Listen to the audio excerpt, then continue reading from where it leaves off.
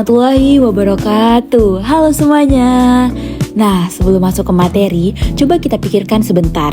Kenapa sih sebuah usaha itu bisa tahu kapan harus menambah stok, kapan permintaan naik, atau kapan harus menyiapkan lebih banyak barang? Nah, itu bukan hanya kebetulan saja, tetapi merupakan hasil dari proses yang kita sebut dengan forecasting. Yang terhormat Ibu Minadro SPD MAB selaku dosen pengampu mata kuliah operasi bisnis. Nah, dalam video ini kami akan membahas mengenai forecasting, mulai dari pengertian forecasting, tujuan, alasan kenapa forecasting itu penting, jenis-jenis forecasting, hingga contoh perhitungan menggunakan metode moving average. Baiklah, tanpa berlama-lama, mari kita mulai saja pembahasannya. Nah, jadi kita mulai dari yang pertama, yaitu what is forecasting atau apa itu forecasting. Nah, jadi teman-teman, forecasting itu adalah peramalan. Jadi forecasting itu merupakan proses meramalkan apa yang akan terjadi di masa depan dengan melihat data sebelumnya. Nah, kalau kita buat lebih sederhana lagi, forecasting itu seperti melihat pola dari data masa lalu menebak apa yang mungkin terjadi setelahnya. Nah, dengan begitu, keputusan yang dibuat oleh perusahaan itu tidak sembarangan atau asal-asal nebak aja, tapi berdasarkan data yang memang sudah ada. Nah, selanjutnya itu adalah what are the objectives of forecasting? Atau apa sih sebenarnya tujuan dari forecasting itu? Nah, jadi teman-teman, tujuan dari forecasting itu adalah untuk membantu perusahaan membuat keputusan dengan lebih cepat dan juga terarah. Nah, dengan adanya forecasting, perusahaan itu bisa mengurangi ketidakpastian dalam perencanaan karena sudah ada gambaran mengenai kondisi yang mungkin terjadi. Forecasting itu juga membantu untuk menentukan jumlah stok atau produksi yang dibutuhkan sehingga tidak terjadi kelebihan ataupun kekurangan. Nah, selain itu, ada lagi nih tujuan dari forecasting, yaitu membuat operasional perusahaan menjadi lebih efisien karena semua langkah sudah dipersiapkan berdasarkan data. Nah, selanjutnya itu ada the importance of forecasting, atau kenapa sih forecasting itu penting? Jadi teman-teman, forecasting itu penting karena permintaan dari pelanggan itu tidak selalu sama setiap waktu. Kadang penjualan bisa naik dan kadang juga bisa turun. Jadi perusahaan itu perlu untuk mempersiapkan diri. Nah, dengan forecasting, perusahaan bisa menyiapkan stok dengan lebih tepat.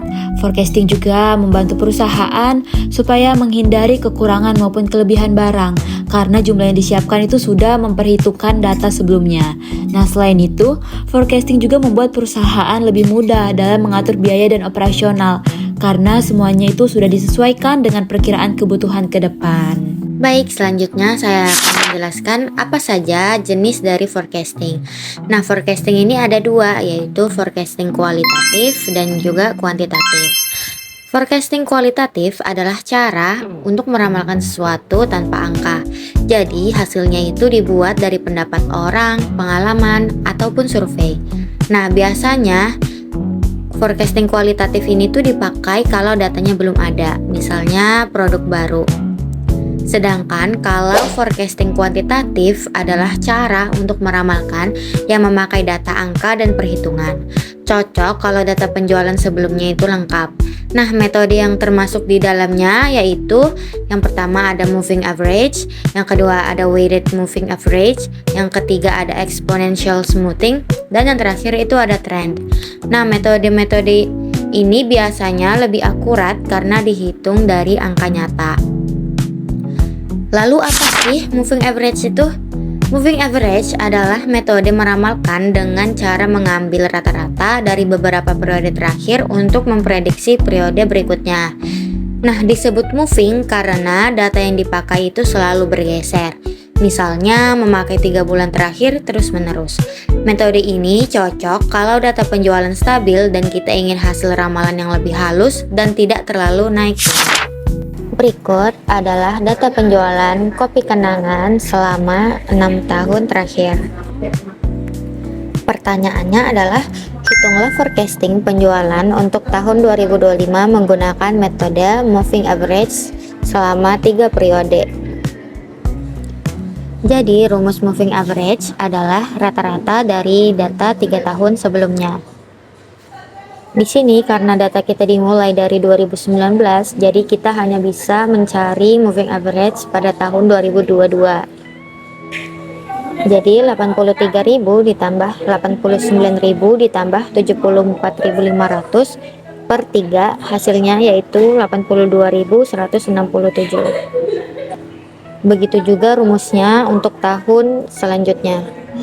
Selanjutnya yaitu difference. Nah, sebelum kita mencari difference, kita tuh harus mencari errornya terlebih dahulu. Nah, error ini adalah selisih dari actual sales sama forecast sales. Jadi rumusnya adalah actual sales dikurang dengan forecast sales. Nah, di sini kami mencoba pada tahun 2022 yaitu 88.000 dikurang 82.167, hasilnya yaitu 5.833. Begitu juga pada tahun-tahun selanjutnya. Nah, untuk 2025 karena actual salesnya 2025 tidak ada, jadi dikosongin saja.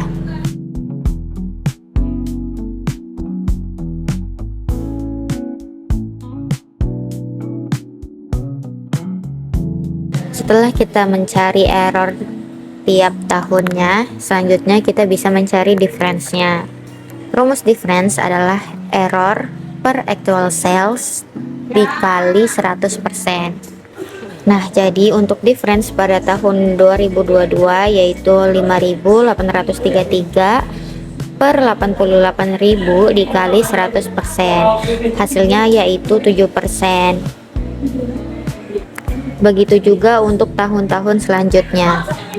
Lalu untuk tabel yang di samping error yang ada kurungnya itu hasilnya sama saja seperti error di sebelahnya, tetapi di error tabel ini itu tidak ada negatif, jadi semua bilangan adalah positif. Selanjutnya pada error pangkat 2 yaitu error yang dikurung ini kita pangkatin 2. Nah, hasilnya itu kita taruh di tabel error pangkat 2.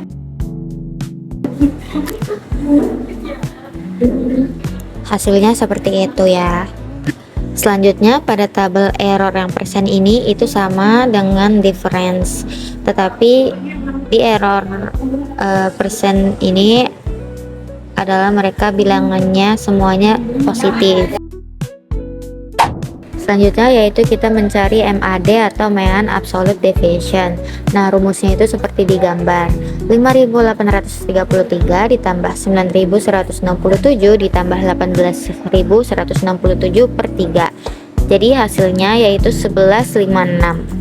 Selanjutnya yaitu kita mencari MSE atau Mean Squared Error. Nah, rumusnya itu seperti digambar. Di sini angka yang kita pakai itu angka pembulatan dari data sebelumnya ya. Jadi 34,03 ditambah 84,11 ditambah 329,99 per 3. Jadi hasilnya seperti berikut. Selanjutnya yang terakhir yaitu MAPE atau Mean Absolute Percentage Error. Nah, rumusnya itu seperti digambar ya. Jadi 7 ditambah 10 ditambah 27 per 3 hasilnya 44. Nah, di sini MAP-nya tuh 44 per 3 karena 3 ini 3 periode tadi, jadi hasilnya yaitu 14,67%.